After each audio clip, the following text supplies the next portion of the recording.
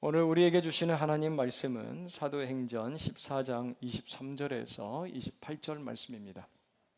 사도행전 14장 23절에서 28절 말씀, 제가 가지고 있는 성경 신약 212페이지에 있습니다.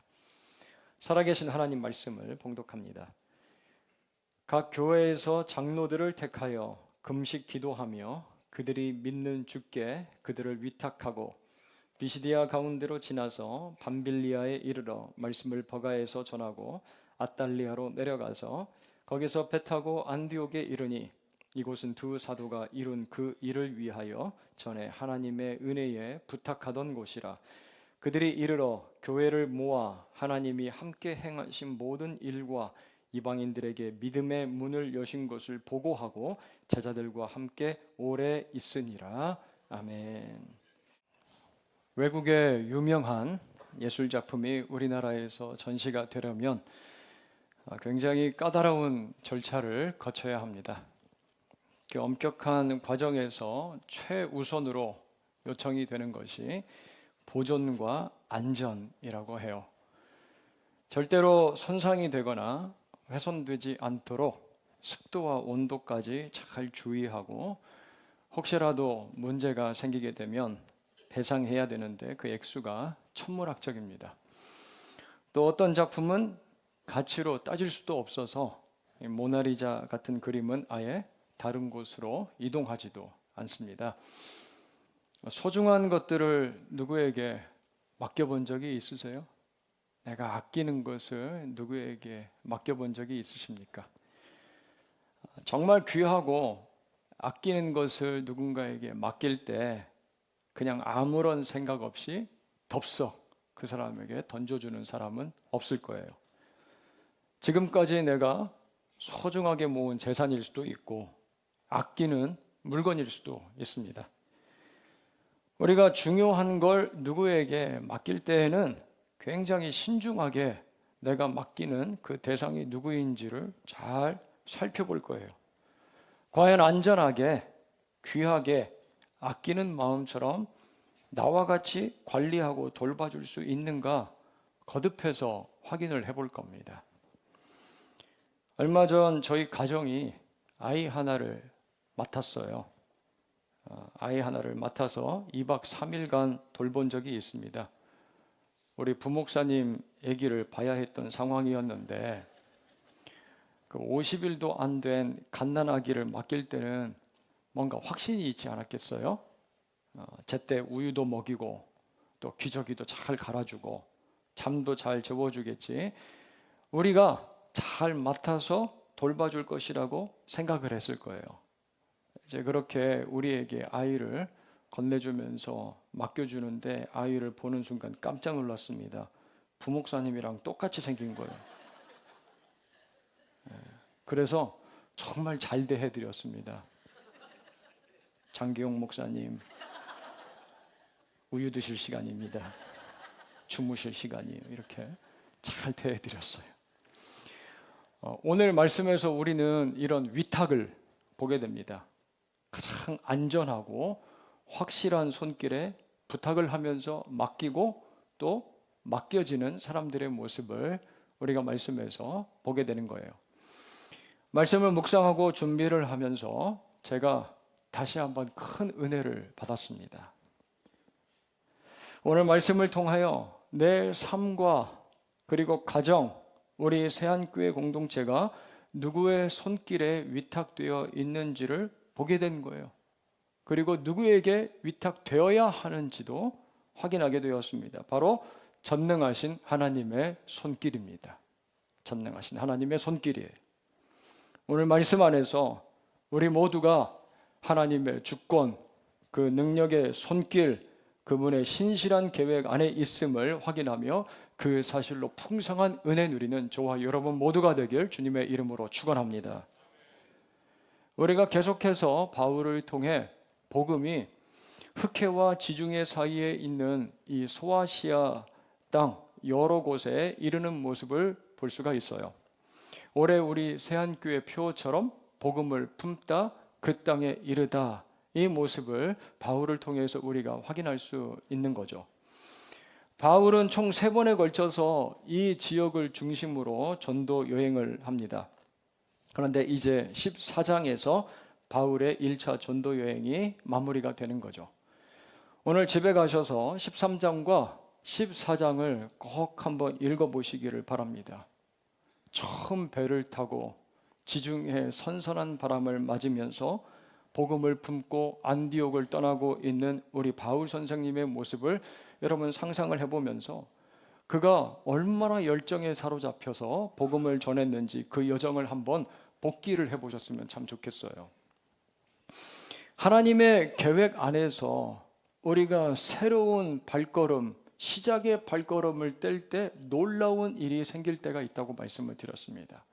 하나님의 계획 안에서 우리가 시작이라는 발걸음을 뗄 때 놀라운 표적과 기사들이 일어난다는 것을 말씀을 드렸어요. 그런 일이 루스드라에서 발생을 합니다. 바울이 설교를 하다가 날 때부터 걷지 못하는 장애인을 주목하면서 바라보는데 그 안에 무엇이 있음을 발견하죠? 그 안에 나을 만한, 구원받을 만한 믿음이 있음을 보게 됩니다. 그래서 그를 일으켜 세우는 기적이 나타나요. 그 모습을 보고 놀란 무리들이 바나바와 바울을 하늘에서 내려온 신이다, 신이 인간의 모습으로 이 땅에 내려왔다 놀라고 외치면서 제우스와 헤르메스로 추앙을 해요. 하지만 두 사도는 그 분위기에 휩쓸리거나 도취되질 않죠. 오히려 옷을 찢으며 강하게 거부를 하고요.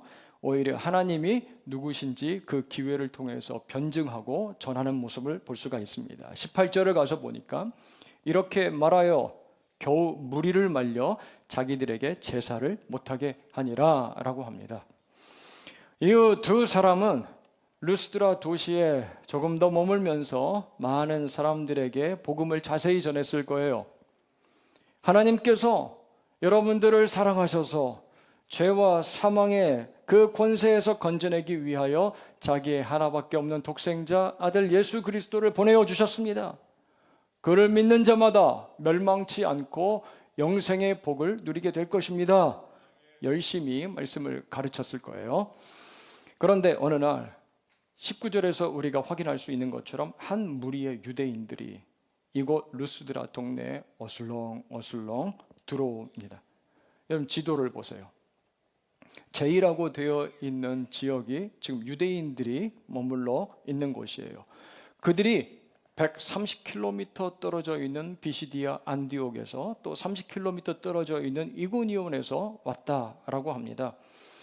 바울의 말씀이 너무 그립고 그 말씀 또 듣고 싶어서 찾아온 사람들이라면 너무 좋았을 거예요. 그런데 아닙니다. 벌써 동네에 들어오는 이 사람들의 표정이 심상치가 않아요. 바울이 전하는 복음을 방해하고 가로막기 위해서 원정을 온 암살자와 같은 모습입니다. 그 먼 거리에서 왔으니까요. 100km 넘는 거리에서 여기까지 걸어서 찾아왔으니 그 열심도 대단했을 거예요. 자, 그렇게 찾아온 유대인들이 19절을 가서 보니까 무리들을 충동하기 시작합니다. 충동하기 시작해요. 이 사람들 예전에도 한번 해본 경험이 있습니다. 충동질의 전문가들이에요, 여러분. 14장 2절 말씀을 가서 보면 그러나 순종하지 아니하는 유대인들이 여기부터는 함께 읽습니다. 이방인들의 마음을 선동하여 형제들에게 악감을 품게 하거늘 이라고 되어 있습니다. 사탄의 주특기입니다. 충동과 선동을 통하여 다른 사람들의 마음 가운데 악감을 품게 만드는 것, 이게 사탄이 잘하는 거예요. 여기서도 똑같은 방법으로 이방인들의 마음을 흔들어 놓고 있어요.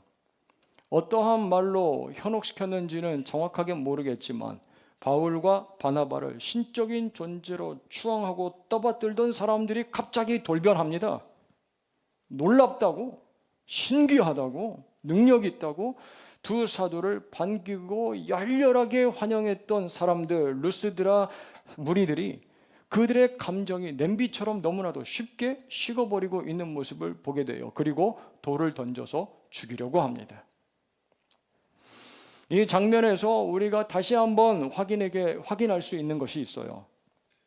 충동, 선동을 통해서 마음 가운데 악한 감정이 자리 잡게 되면, 악감을 품게 되면 복음이 역사하지 못하고 멈추게 된다는 거예요. 돌을 던져서 죽이려고 합니다. 복음을 쓰러뜨리려고 하는 거예요. 여러분, 루스드라에 은근슬쩍 들어와서 사람들을 충동시키는 세력들을 주의하시기를 바랍니다. 영적으로 우리는 주의해야 합니다. 분별력을 가지고 잘 지켜봐야 돼요. 은혜 받고 변화되려고 하고 부흥이 시작되려고 하는 우리 마음에도 그렇게 틈타고 들어와서 자리 잡고 충동시킬 때가 있다라는 말씀이에요. 그러면 참 뜨거웠던 신앙도, 교회와 성도들을 향하여 열심을 품고 헌신하던 모습도 순식간에 식어버려요. 순식간에 식어버려요. 그리고 말씀과 복음을 듣지 못하게 합니다. 기도도 막아버려요. 그것을 향하여 돌을 던지라고 충동을 합니다. 그렇게 나를 쓰러뜨리는 사탄은요, 충동과 선동의 전문가예요.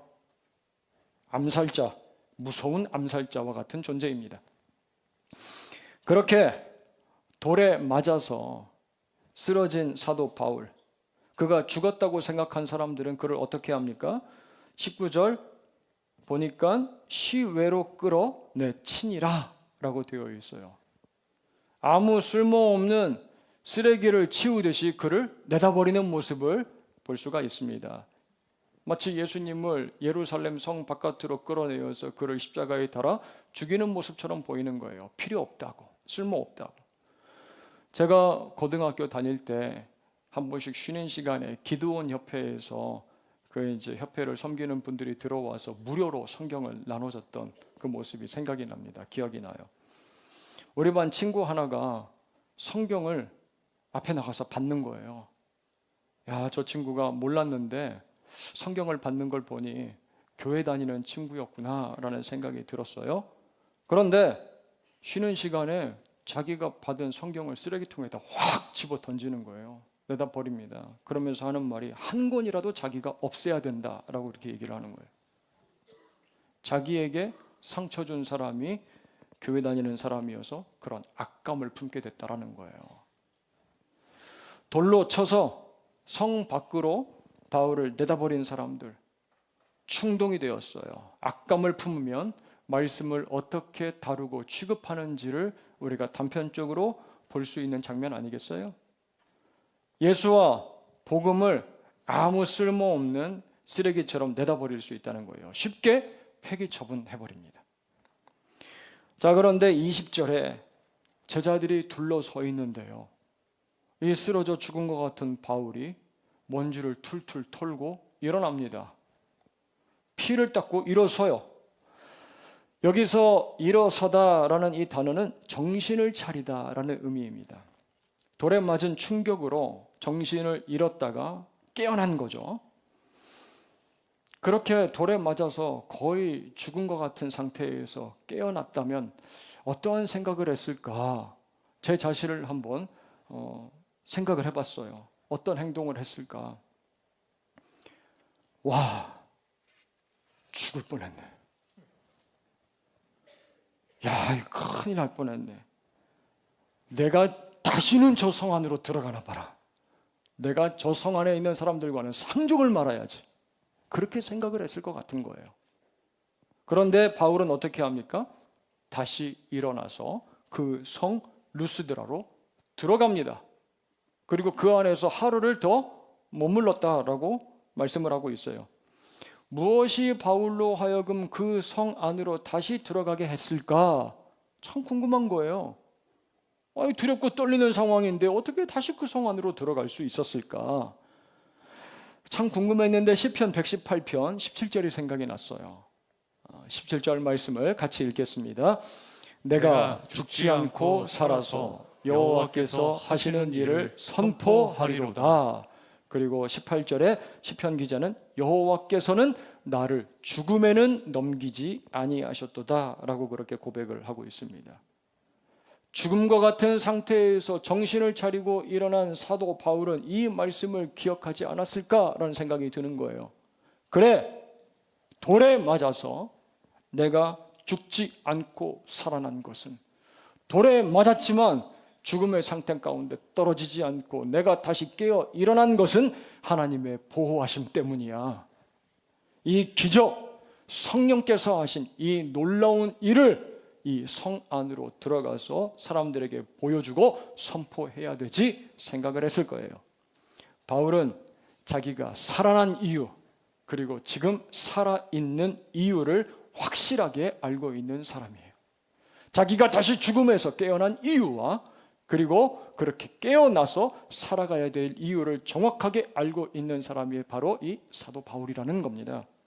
그래서 로마서 14장 8절에서도 바울은 이렇게 고백하고 있는 것 아니겠어요? 우리가 살아도 주를 위하여 살고 죽어도 주를 위하여 죽나니 그러므로 사나 죽으나 우리가 누구의 것이라고 말씀을 합니까? 주의 것이로다. 여러분들 이 사실을 믿으시기를 바랍니다. 주의 것이로다. 사랑하는 여러분, 우리가 지금 죽지 않고 살아있는 이유를 사도 바울처럼 고백할 수 있게 되기를 주님의 이름으로 축원합니다. 내가 살아도 주를 위해, 죽어도 주를 위해, 난 예수 그리스도 때문에 살고 죽습니다. 여러분, 하나님께서 우리를 사용하신다면, 하나님의 놀라운 계획 안에서 우리가 살아가고 있다면, 사용하신다면 바울처럼 죽은 것 같은 상태에서도 우리를 다시 일으켜 세워주실 것입니다. 다시 일으켜 세워주실 거예요. 이 사실을 믿으시기를 바라요. 예수님을 만난 이후 우리는 세상의 즐거움이나 세상을 목적 두고 살아가는 사람들이 아닙니다. 우리는 예수 그리스도를 만난 이후에 사명을 따라 살아가는 사람들이에요. 제자 훈련할 때 간증문을 가족들에게 읽어주고 소감을 받아오는 숙제가 있습니다.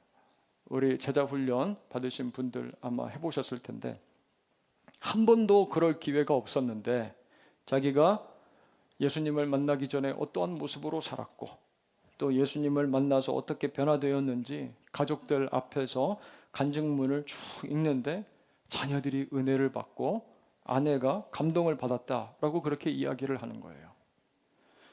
우리가 복음, 말씀에 순종을 하면서 그 능력을 품고 예수 그리스도를 따라 살아가다 보면 돌에 맞을 때가 있습니다.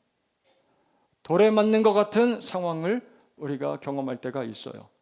짱돌이 날아와서 머리를 확 때려서 우리가 기절하고 쓰러질 때도 있습니다. 하지만 여러분, 이 사실을 꼭 기억할 수 있기를 바라요. 하나님이 허락하지 않으시면 우리는 절대로 죽지 않습니다. 하나님이 자기의 계획 안에서 우리를 사용하고 계신다면 우리는 절대로 죽지 않습니다.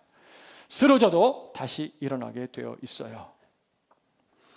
끌려 버려진 그 자리에서 다시 일어납니다. 내가 있던 곳으로 돌아가는 거예요. 내 삶의 자리, 가정으로, 직장으로, 사람들과의 관계 속으로 살아서 돌아가는 거예요. 그러면 주위에 있는 사람들이 깜짝 놀라겠죠. 어휴, 죽은 줄 알았는데 살아서 돌아왔어? 어떻게 살아서 돌아왔지? 사랑하는 여러분, 오늘 예배하고 말씀 듣는 곳이, 이곳이 우리 모두를 죽음에서 일으키는 예수 그리스도의 놀라운 능력을 경험하는 복된 자리가 되길 주님의 이름으로 축원합니다. 기도하시기를 바라요. 하나님, 바울이 일어난 것처럼 나도 다시 일어나 내가 살던 곳으로 돌아가게 하여 주시옵소서. 다시 그 성으로 들어가기를 소원합니다. 내가 죽은 줄 알고 있는 사람들에게로 돌아가게 하세요. 그리고 그곳에서 하나님이 하신 일들을 선포하게 하여 주시옵소서. 그렇게 예배하며 기도할 때 우리를 일으키시는 하나님의 놀라운 능력을 한 분도 제외 없이 다 경험할 수 있게 되기를 주님의 이름으로 축복합니다. 이제 바울, 다음 날 바나바와 함께 60km쯤 떨어진 더베라는 곳으로 이동을 합니다. 몸도 성치 않았을 텐데 그곳에 도착한 바울 21절을 보니까 복음을 그 성에서도 전하여 많은 사람들을 제자로 삼았다고 그래요. 예수님의 지상명령, 땅 끝까지 이르러 내 증인이 되라, 제자 삼으라 라는 사명을 끝까지 수행하는 바울의 모습을 보게 됩니다. 이곳 더베가 사도 바울의 1차 전도 여행의 반환점이며 종착점이 됩니다. 여기서 이제 자신들을 파송한 안디옥 교회로 돌아가고자 두 사도는 결정을 해요. 그런데 여기서 바울은 예상을 뒤엎고요, 굉장히 이상한 결정을 합니다. 상식에서 벗어난 결정을 하는 것처럼 보여요. 지금 바울 있는 곳이, 지도를 보시면 지금 바울 있는 곳이 흰색 화살표가 가리키는 곳입니다. 더베예요. 이곳에서 형광색 화살표가 가리키는 곳이 어디냐면 바울의 고향 길리기아 다소입니다. 그리 멀지 않아요. 한 100km쯤 될까요? 저 같았으면 지금까지 전도 여행하느라고 많이 고생도 했으니까 길도 좀 잘 알고 편하게 쉴 수 있는 고향 길리기아 다소로 내려가서 그곳에서 배 타고 안디옥으로 빠르게 갈 수 있는 그 경로를 선택을 했을 것 같아요. 하지만 21절 뒷부분을 가서 보게 되면 다시 되돌아갑니다. 왔던 길로 방향을 바꾸어 다시 되돌아가는 거예요. 돌에 맞은 루스드라와 반대자들이 두 눈 시퍼렇게 뜨고 살아있는 이고니온과 안디옥을 향해 왔던 길로 발걸음을 돌리고 있는 두 사도 사울과 바나바의 모습을 우리가 보게 돼요. 왜 그랬을까? 왜 그랬을까? 그 이유는 22절과 23절에서 볼 수가 있습니다. 그곳에서 돌아가 제자들의 마음을 굳게 하여 이 믿음에 머물러 있으라 권하기 위해서입니다. 이 메시지를 꼭 전해야 될 필요가 있었기 때문에 그래요. 그리고 한 가지 사실을 그들에게 주지시키는데요.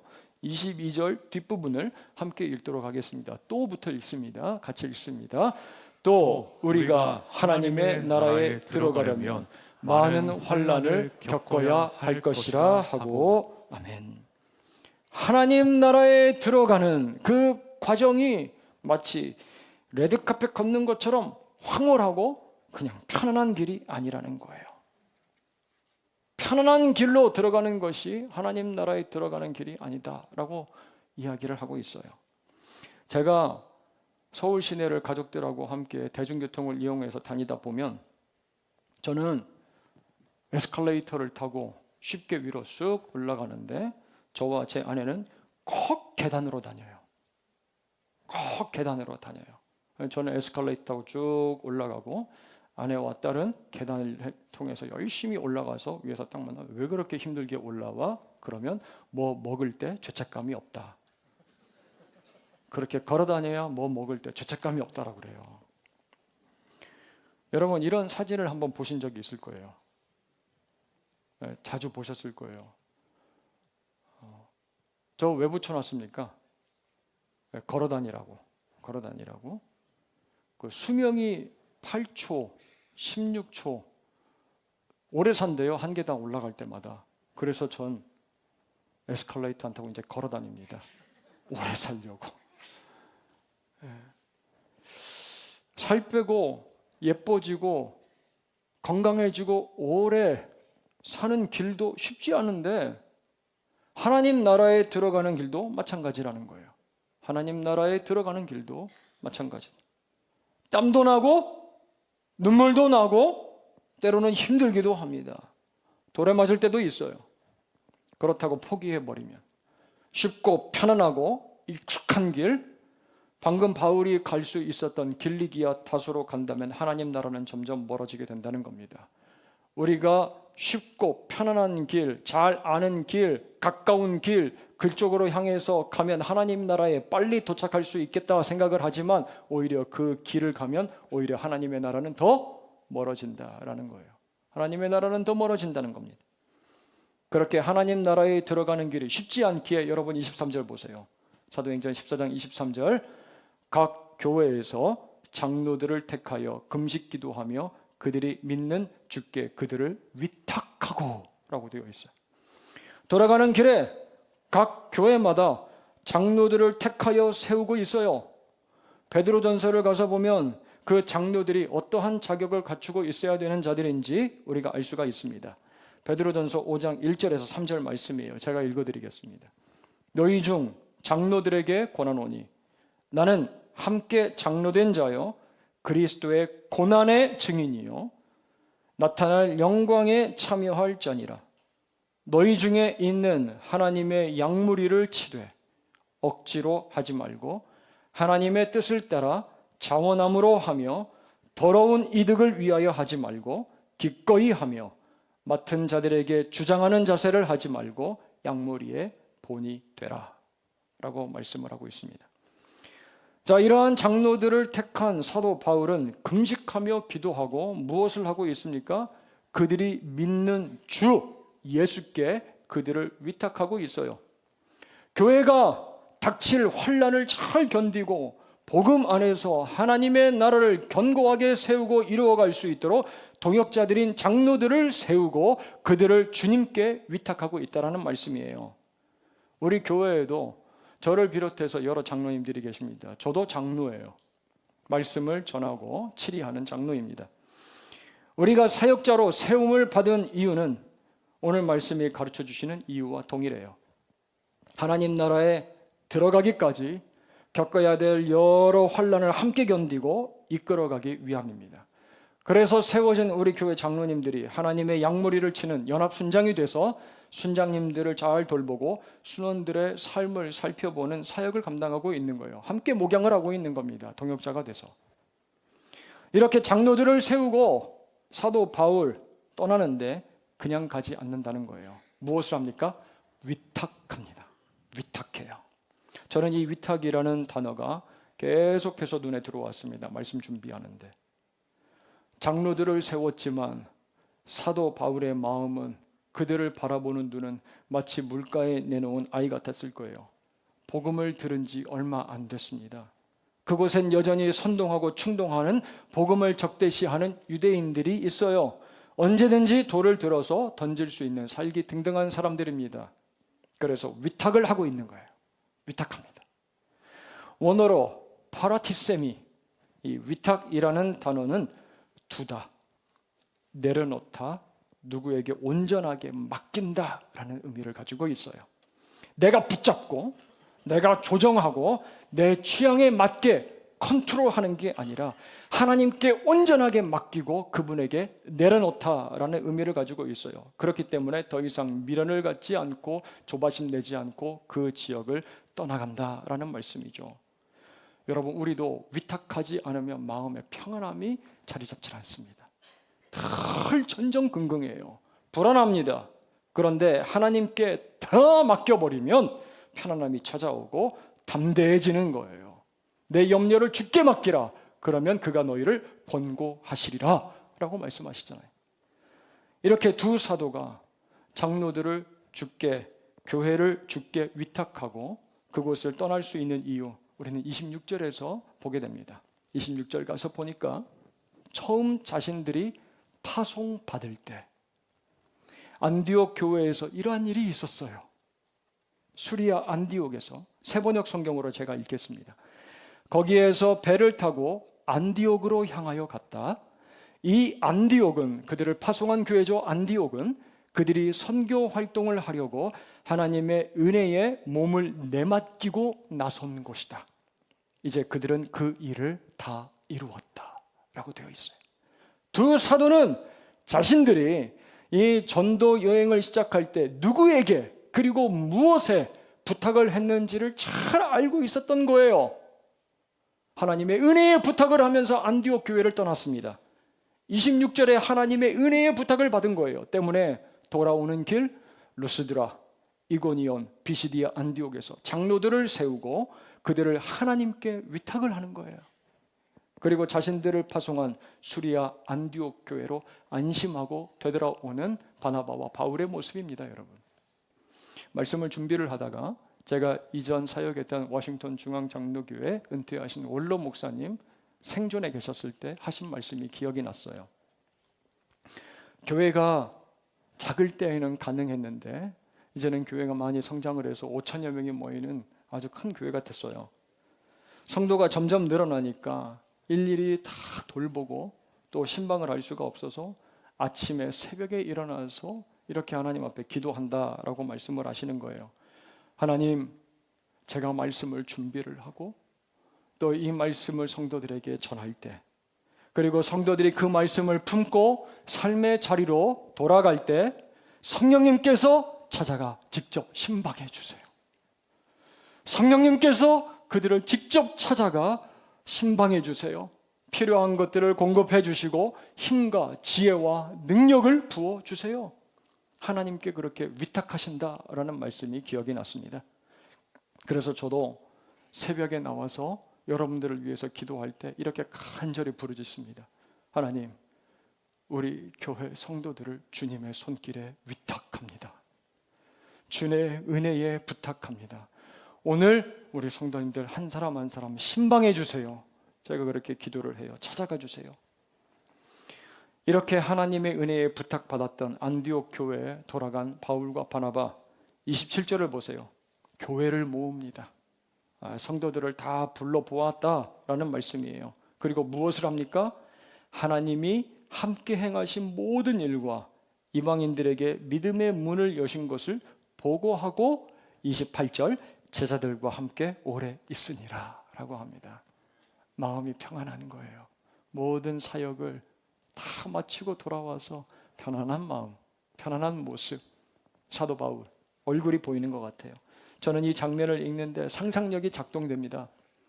지금까지 있었던 여러 우여곡절들, 구브로 섬에서 만난 거짓 마술사 바 예수의 속임수, 개인적인 사정으로 갑자기 집으로 돌아가 버려서 사기를 떨어뜨렸던 마가 요한의 해프닝, 유대인의 거짓 선동으로 자신들에게 악감정을 품었던 이방인들, 제우스와 헤르메스로 오해받았던 사건, 그리고 돌에 맞아서 거의 죽을 뻔했던 사건, 모습들. 하지만 그런 일들을 다 뚫고 해치고 돌파한 이야기를 들려주고 있는 이 사도 바울과 바나바의 모습이 그림처럼 제 머릿속에 그려지는 거예요. 그리고 담대하게 이렇게 한마디를 합니다. 사도 바울은, 여러분, 이러한 일들이 어떻게 가능했는지 아십니까? 이 일을 위하여 전에 우리가 하나님의 은혜에 부탁했기 때문입니다. 하나님의 은혜에 부탁을 했기 때문에 우리가 지금 이 자리에 살아서 여러분들에게 이 이야기를 들려주고 있는 것입니다. 하나님의 은혜가 아니면 우리는 살 수 없었습니다. 오늘이 있는 건 하나님의 은혜예요 라고 말하고 있는 바울의 음성이 제 귓가에 들려오는 것 같았어요. 이 장면이 제 눈앞에 펼쳐지는데 이런 소원이 생겼습니다. 우리 가정과 교회와 그리고 순모임, 제자 훈련하는 자리가 이렇게 서로를 주의 은혜에 부탁하고 위탁하는 자리가 되면 얼마나 좋을까였어요. 서로가 서로를 주께 위탁하는 자리들이 우리 가운데 얼마나 지면 얼마나 좋을까. 남편을 직장으로 보낼 때, 우리 자녀들을 학교로 보낼 때, 몸이 힘들어서 요양원에 계시는 우리 부모님, 멀리 외국에서 살아가고 있는 우리 가족들, 그리고 오늘 기도한 진아처럼 군복무하는 자녀들, 진아 어디 있어요? 저 친구를 누구한테 위탁하겠어요? 하나님께 위탁하는 거예요. 그리고 하나님의 은혜에 부탁을 해야 합니다. 하나님, 오늘도 사랑하는 내 남편, 아내, 부모님과 자녀들, 우리 공동체 지체들을 주의 은혜로 지켜주세요. 위탁하고 부탁하면서 기도하는 거예요. 우리가 서로의 얼굴을 바라보면서. 그리고 바울이 안디옥 교회로 돌아온 것처럼 저녁에 집에 돌아와서 순모임으로 돌아와서 한 주간 고되고 힘들었지만 교회로 돌아와서 하나님이 행하신 모든 일들, 그리고 우리를 통해 복음이 어떻게 그 땅에 이르렀는지, 부족하고 연약하지만 우리를 통하여서 이방인들의 마음에 문을 여신 하나님의 그 놀라운 일들을 함께 나누는 겁니다. 그러면 얼마나 좋겠어요.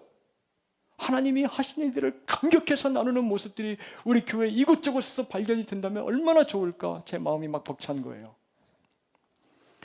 지난주 예배 마치고 나가는데 한 성도님이 저에게 그렇게 말씀을 하세요. 목사님, 요즘 힘들어요. 영적으로 침체가 된 것 같아요. 성령님의 능력이 필요합니다. 하나님의 은혜가 필요해요.